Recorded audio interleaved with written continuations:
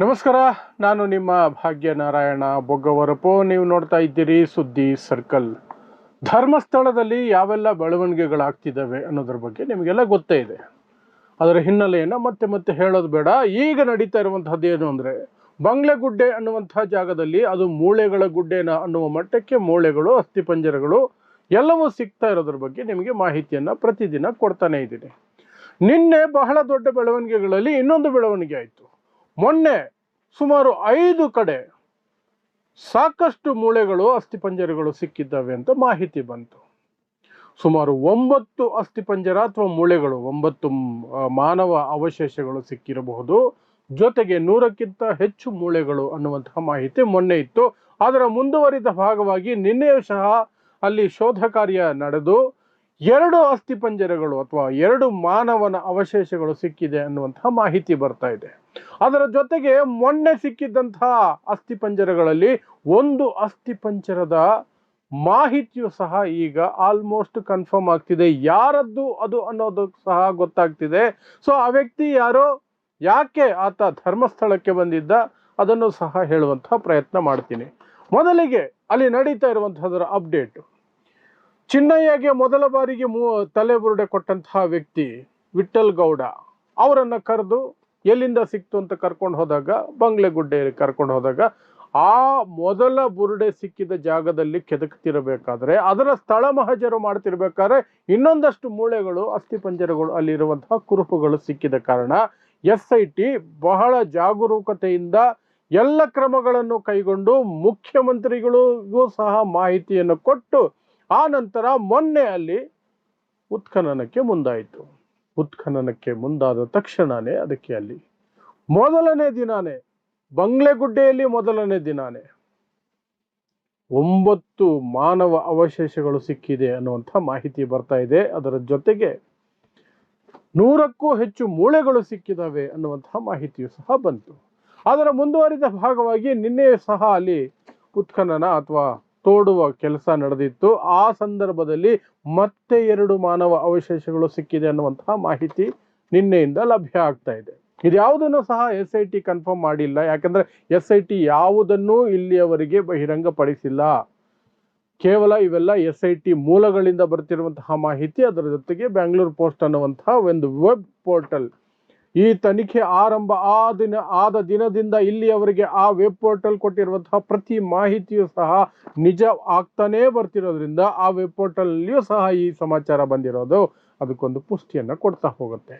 ಆದರೆ ಈಗ ಹೊಸ ಬೆಳವಣಿಗೆ ಅಂದರೆ, ಇಲ್ಲಿಯವರೆಗೆ ಸಿಕ್ಕಿರುವ ಮೂಳೆಗಳನ್ನು FSL ಕಳಿಸೋದು, ಪರೀಕ್ಷೆಗಳ ಫಲಿತಾಂಶಗಳಿಗೆ ವೆಯ್ಟ್ ಮಾಡೋದು ಎಲ್ಲ ನಡೀತಿದ್ರೆ, ಅವುಗಳಲ್ಲಿ ಮೊನ್ನೆ ಸಿಕ್ಕಂತಹ ಅಸ್ಥಿಪಂಜರಗಳ ಪೈಕಿ 1 ಅಸ್ಥಿಪಂಜರದ ಗುರುತು ಕನ್ಫರ್ಮ್ ಆಗ್ತಿದೆ ಅಂತ ಮಾಹಿತಿ ಬರ್ತಾ ಇದೆ. ಹೇಗೆ ಕನ್ಫರ್ಮ್ ಆಗ್ತಿದೆ ಅಂದ್ರೆ, ಅಲ್ಲೊಂದು ID ಕಾರ್ಡ್ ಸಿಕ್ಕಿದೆ. ಆ ಅಸ್ಥಿಪಂಜರದ ಪಕ್ಕದಲ್ಲಿ ID ಕಾರ್ಡ್ ಸಿಕ್ಕಿದ್ದು ಆ ವ್ಯಕ್ತಿ ಯಾರು ಅಂತ ಹೇಳಲಾಗ್ತಿದೆ. ಆ ವ್ಯಕ್ತಿಯನ್ನ ಕೊಡಗು ಜಿಲ್ಲೆಯ ಪೊನ್ನಂಪೇಟೆಯಲ್ಲಿದ್ದಂತಹ ಶೆಟ್ಟಿಗೇರಿ ಗ್ರಾಮದ UB ಅಯ್ಯಪ್ಪ ಅನ್ನುವರು ಅಂತ ಹೇಳಲಾಗ್ತಿದೆ. ಅವರಿಗೆ ಸುಮಾರು 70 ವರ್ಷ ಆಗಿತ್ತು. ಅವರು ಕೆಲವು ವರ್ಷಗಳ ಹಿಂದೆ ಕಾಣೆಯಾಗಿದ್ದಾರೆ ಅಂತ ಅಲ್ಲಿ ಠಾಣೆಯಲ್ಲಿ, ಕಟ್ಟು ಅನ್ನುವಂತಹ ಪೊಲೀಸ್ ಠಾಣೆಯಲ್ಲಿ ದೂರು ದಾಖಲಾಗಿತ್ತು. ಇವರು ಕೊಡಗು ಜಿಲ್ಲೆಯ ಪೊನ್ನಂಪೇಟೆಯವರು.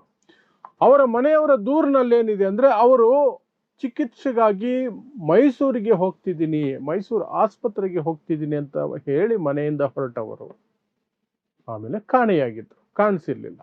ಆದರೆ ಈಗ ಸಿಕ್ಕಿರುವಂತಹ ಅಸ್ಥಿಪಂಜರಗಳ ಪೈಕಿ 1 ಅವರದ್ದು ಅಂತ ಆ ID ಕಾರ್ಡ್ ಆ ರೀತಿಯಾದಂತಹ ಸೂಚನೆಗಳನ್ನು ಕೊಡ್ತಿದೆ. ಅಂತಿಮವಾದಂತಹ ವರದಿ ಅಥವಾ ಗುರುತಿಸುವಿಕೆ ಕೇವಲ DNA ಪರೀಕ್ಷೆಗಳು, FSL ರಿಪೋರ್ಟ್ ನಂತರ ಮಾತ್ರ ಬರೋಕ್ಕೆ ಸಾಧ್ಯ. ಆದರೆ ID ಕಾರ್ಡ್ ಸಮೇತ ಸಿಕ್ಕಿರೋದ್ರಿಂದ ಈ ವ್ಯಕ್ತಿ ಅದೇ ವ್ಯಕ್ತಿ ಇರುವ ಎಲ್ಲ ಸಾಧ್ಯತೆಗಳು ಇದೆ ಅನ್ನೋದು ಈಗ ಬರ್ತಿರುವಂತಹ ಮಾಹಿತಿ. ಸೊ ಅಲ್ಲಿಗೆ ಬರುವ ಪ್ರಶ್ನೆಗಳು, ಮೈಸೂರಿಗೆ ಚಿಕಿತ್ಸೆಗೆ ಅಂತ ಹೊರಟಂತಹ ವ್ಯಕ್ತಿ, ಆಸ್ಪತ್ರೆಗೆ ಅಂತ ಹೊರಟಂತಹ ವ್ಯಕ್ತಿ ಧರ್ಮಸ್ಥಳ ತಲುಪಿದ್ದು ಹೇಗೆ, ಯಾಕೆ? ಧರ್ಮಸ್ಥಳ ತಲುಪಿದ್ರು ಸಹ ಅಲ್ಲಿ ಏನಾಯ್ತು? ಅವರ ಮರಣ ಹೇಗಾಯ್ತು? ಅಲ್ಲಿ ಹೂತಿದ್ದು ಯಾರು? ಮಿಸ್ಸಿಂಗ್ ಕೇಸ್ ಇದ್ದಾಗಲೂ ಸಹ ಕುಟುಂಬಸ್ಥರನ್ನ ಹುಡುಕದೆ ಅಲ್ಲಿ ಹೂತು ಹಾಕಿದ್ದು ಯಾರು? ಅವಸರವಾಗಿ ಹೂತು ಹಾಕಿದ್ದಾರೆ. ಕೆಲವು ಪ್ರಕರಣಗಳಲ್ಲಿ ಹೇಳಲಾಗ್ತಿದೆಯಲ್ಲ, ಬೆಳಗ್ಗೆ ಸಿಕ್ಕ ಹೆಣವನ್ನ ಸಂಜೆಗೇನೆ ಅನಾಥ ಹೆಣ ಅಂತ ಡಿಕ್ಲೇರ್ ಮಾಡಿ ಪಂಚಾಯಿತಿಯವರು ಮತ್ತು ಪೊಲೀಸಿನವರು ಸಂಜೆಗೆ ಮಣ್ಣು ಮಾಡುವಂತಹ ಕೆಲಸಗಳಾಗಿದ್ದಾವೆ. ಸಾಕಷ್ಟು ಕೇಸುಗಳಲ್ಲಿ ಅದಾಗಿರೋದನ್ನ SIT ಗಮನಿಸಿದೆ. SIT ಅಂತಹ ಎಲ್ಲ ಕೇಸುಗಳನ್ನು ಸಹ, ಅದರ ದಾಖಲೆಗಳನ್ನು ಸಹ ಪೊಲೀಸ್ ಠಾಣೆ ಮತ್ತು ಗ್ರಾಮ ಪಂಚಾಯಿತಿಯಿಂದ ಪಡ್ಕೊಳ್ತಾ ಇದೆ. ಹಾಗೆ ಈ ವ್ಯಕ್ತಿಯನ್ನು ಸಹ ಬೆಳಗ್ಗೆ ಸಿಕ್ಕ ಹೆಣನ ಸಂಜೆ ಒಳಗಡೆ ಹೂತು ಹಾಕಿದ್ರ. ಅಷ್ಟು ಅವಸರ ಯಾಕಿರುತ್ತೆ? ಯಾಕಂದ್ರೆ ಪಕ್ಕದಲ್ಲಿ ಸ್ವಲ್ಪ ದೂರದಲ್ಲಿ ಇರುವಂತಹ ಜಿಲ್ಲೆಯಲ್ಲಿ ಒಂದು ಮಿಸ್ಸಿಂಗ್ ಕೇಸ್ ಇದೆಯಲ್ಲ, ಒಂದು ಬಾಡಿ ಸಿಕ್ಕ ತಕ್ಷಣ ಸುತ್ತಮುತ್ತಲ ಪ್ರದೇಶಗಳು, ಸುತ್ತಮುತ್ತಲ ಜಿಲ್ಲೆಗಳಲ್ಲಿ ಮಿಸ್ಸಿಂಗ್ ಕೇಸುಗಳು ಯಾವ್ಯಾವ್ದಿದ್ದಾವೆ ಅನ್ನೋದನ್ನ ಕಂಡು ಹಿಡಿದು ಆ ಕುಟುಂಬಸ್ಥರನ್ನು ಕರೆದು ಆ ಬಾಡಿಯನ್ನು ತೋರಿಸ್ತಾರೆ. ಇದು ನೀವು ಮಿಸ್ಸಿಂಗ್ ಅಂತ ಹೇಳ್ತಿದ್ರಲ್ಲ, ನಿಮ್ಮ ಕುಟುಂಬದವ್ರದ ನೋಡಿ ಅಂತ. ಅಷ್ಟೆಲ್ಲ ಪ್ರಕ್ರಿಯೆಗಳಿದ್ದಾವೆ. ಆದರೂ ಸಹ ಮಿಸ್ಸಿಂಗ್ ಕೇಸ್ ಆಗಿದ್ರೂ ಸಹ ಈ ವ್ಯಕ್ತಿಯ ಬಾಡಿಯನ್ನ ಅನಾಥ ಹೆಣ ಅಂತ ಹೂಳಾಗಿತ್ತ, ಅಥವಾ ಖುದ್ದು ಮುಚ್ಚಿ ಹೂಳಾಗಿತ್ತ, ಸಾವು ಹೇಗಾಯಿತು, ಏನಾಯಿತು, ಎಲ್ಲವೂ ಸಹ ಈಗ ತನಿಖೆ ಆಗಬೇಕಾದಂಥ ಸನ್ನಿವೇಶ ಎದುರಾಗಿದೆ. ಸೊ ಇದೇ ರೀತಿ ಪ್ರತಿಯೊಂದು ಅಸ್ಥಿಪಂಜರ ಅಥವಾ ಮೂಳೆ ಏನೇನು ಸಿಕ್ಕಿದೆ ಎಲ್ಲವೂ ಸಹ ತನಿಖೆ ಆಗಬೇಕಾಗಿದೆ. ಸೊ SITಯ ವ್ಯಾಪ್ತಿ, SIT ಕೆಲಸ, SIT ಅವಧಿ ದಿನದಿಂದ ದಿನಕ್ಕೆ ಹಿಗ್ಗುತ್ತಾನೆ ಇದೆ. ಅದು ಯಾರು ಆ ಕೃತ್ಯಗಳಲ್ಲಿ ಪಾಲ್ಗೊಂಡಿರಬಹುದು, ಯಾರು ಆ ಕೃತ್ಯಗಳಲ್ಲಿ ಪಾಲ್ಗೊಂಡಿದ್ದಾರೆ ಅನ್ನುವಂತಹ ಆರೋಪಗಳನ್ನು ಎದುರಿಸ್ತಾ ಇದ್ದಾರೋ ಅವರಿಗೆ ಈಗ ಡವ ಪುಕ ಎಲ್ಲವೂ ಶುರು ಮಾಡಿದೆ. ಅದಕ್ಕೆ ಹೊಸ ಕಥೆಗಳನ್ನ ಸೃಷ್ಟಿ ಮಾಡಿಕೊಂಡು ಬಿಡ್ತಿದ್ದಾರೆ. ಚಿನ್ನಯ್ಯ ದಲಿತ, ಆತನನ್ನ ಸಿಲುಕಿಸಲಾಗಿದೆ ಅಂತೆಲ್ಲ ಈ ಗಿಳಿಯಾರ್ ಅನ್ನುವಂತಹ ಅಯೋಗ್ಯ ಹೊಸ ಕಥೆಯನ್ನು ಕಟ್ಟುತ್ತಿದ್ದಾನೆ. ಇಷ್ಟು ದಿನ ಬೇರೆ ಕತೆ, ಬಂಗ್ಲೆಗುಡ್ಡದಲ್ಲಿ ಬಾಡಿಗಳು ಸಿಗಬಹುದು, ಅದು ಸೂಸೈಡ್ ಸ್ಪಾಟ್, ಅಲ್ಲಿ ಸಿಗೋದ್ರಲ್ಲಿ ಆಶ್ಚರ್ಯ ಏನಿಲ್ಲ ಅಂತ ಹೇಳ್ತಿದ್ದಂತಹ ಎಲ್ಲ ಬೊಗಳುವ ವ್ಯಕ್ತಿಗಳು ಸಹ ಈಗ ಅದನ್ನ ಉಲ್ಟಾ ತಿರುಗಿಸ್ತಿದ್ದಾರೆ. ಯಾವಾಗಲ್ಲಿ ತುಂಬಾ ಅಸ್ಥಿಪಂಜರಗಳು, ಮೂಳೆಗಳು, ಮಾನವನ ಅವಶೇಷಗಳು ಸಿಗ್ತಿದಾವೋ ಕಥೆಯನ್ನು ಉಲ್ಟಾ ಮಾಡೋದಕ್ಕೆ ಹೊಸ ಕಥೆ ಸೃಷ್ಟಿ ಮಾಡ್ತಿದ್ದಾರೆ. ದಲಿತ ಅನ್ನುವಂತಹ ಸೆಂಟಿಮೆಂಟ್ ನ ಎಳ್ಕೊಂಡು ಬರೋ ಪ್ರಯತ್ನ ಮಾಡ್ತಿದ್ದಾರೆ. ಯಾವಾಗ್ಲೂ ಬರದೇ ಇರುವಂತಹ ದಲಿತ ಅನ್ನುವಂತಹ ಸೆಂಟಿಮೆಂಟ್ ಈಗ ಬಂದ್ಬಿಡ್ತು. ಇದೇ ಚಿನ್ನಯ್ಯನ ಇವರೇ ಬಾಯಿಗೆ ಬಂದಂಗೆ ಅಟ್ಯಾಕ್ ಮಾಡಿದ್ರಲ್ಲ, ಆಗ ಆತ ದಲಿತ ಅಂತ ಇವ್ರಿಗೆ ಗೊತ್ತಿರ್ಲಿಲ್ಲ, ಈಗ ಬಂದ್ಬಿಡ್ತು. ಯಾಕೆ? ಅವರ ಕುತ್ತಿಗೆಗೆ ಬರ್ತಾ ಇದೆ. ಹೆಣಗಳೇ ಸಿಕ್ಕಿಲ್ಲ, ಏನೂ ಸಿಕ್ಕಿಲ್ಲ, ಒಂದು ಮೂಳೆನೂ ಸಿಕ್ಕಿಲ್ಲ ಅಂತ ಹೇಳೋದ್ರಿಂದ ಹಿಡಿದು ಎರಡು ಸ್ಪಾಟ್ ಅಲ್ಲಿ ಏನೋ ಒಂದು ಸಣ್ಣದಾಗಿ ಸಿಕ್ಕಿದೆ, ಅದು ನಾರ್ಮಲ್ ಸಿಗುತ್ತೆ ಅಂತ ಜಾಗದಲ್ಲಿ ಅನ್ನುವುದರಿಂದ ಹಿಡಿದು ಈಗ ಅದು ಸೂಸೈಡ್ ಸ್ಪಾಟ್ ಅಂತ ಬಂದು ಮುಂದಕ್ಕೆ ಹೋಗಿ ದಲಿತ ಅನ್ನುವಂತಹ ಆಂಗಲ್ ತೆಗೆದುಕೊಂಡು ಬರುವಂತಹ ಕುತಂತ್ರಗಳನ್ನ ಈ ಷಡ್ಯಂತ್ರಿಗಳು ಮಾಡ್ತಿದ್ದಾರೆ. ಇವರಿಂದ ಫಸ್ಟ್ ನಿಜವಾದದ್ದನ್ನ SIT ಅವರು ಬಾಯಿ ಬಿಡಿಸ್ಬೇಕು. ಇವರು ಯಾಕೆ ದಿನ ಬೆಳಗಾದ್ರೆ ಒಂದು ಸ್ಟೇಟ್ಮೆಂಟ್ಗಳನ್ನು ಬದಲಾಯಿಸ್ಕೊಂಡು ಹೋಗ್ತಿದ್ದಾರೆ? ಇವರು ಯಾಕೆ ಅದರಲ್ಲಿ ಮೂಗು ತೋರಿಸ್ತಿದ್ದಾರೆ? ತನಿಖೆ ಮುಗಿಲಿ, ತನಿಖೆ ನಡೆದು ತಪ್ಪಿತಸ್ಥರು ಯಾರೇ ಇದ್ರು ಶಿಕ್ಷೆ ಆಗಲಿ ಅನ್ನೋದ್ರಲ್ಲಿ ಬಿಡೋದಿಲ್ಲ ಯಾಕೆ ಇವರು?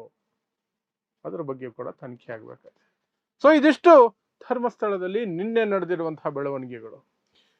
ಇವತ್ತು ಸಹ ಒಂದಷ್ಟು ತೋಡುವ ಕೆಲಸ, ಉತ್ಖನನದ ಕೆಲಸ ಮುಂದುವರಿಯುತ್ತೆ ಅಂತ ಹೇಳಲಾಗ್ತಿದೆ. ಇವತ್ತೇನಾದ್ರು ಬೆಳವಣಿಗೆ ಇದ್ದರೆ ನಾಳೆ ನಿಮಗೆ ತಿಳಿಸುವಂತಹ ಪ್ರಯತ್ನವನ್ನು ಮಾಡ್ತೀವಿ. ಸೊ ಇಂತಹದೇ ವಿಶೇಷ ವರದಿಗಳಿಗಾಗಿ ನೋಡ್ತಾ ಇರಿ ಸುದ್ದಿ ಸರ್ಕಲ್. ನಾನು ನಿಮ್ಮ ಭಾಗ್ಯನಾರಾಯಣ ಬೊಗವರಪು.